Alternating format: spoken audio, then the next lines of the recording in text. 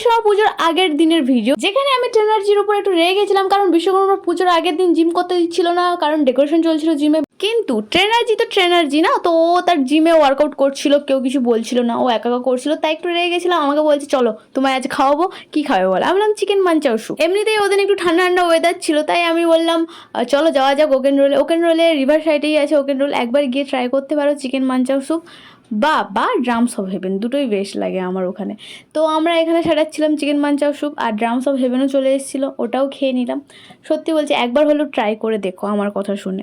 তো প্লেট হয়ে গেছে একদম ফাঁকা, তো বিল পে করে আমরা চলে গেছিলাম তারপরে একটু ঠান্ডা ঠান্ডা খেতে।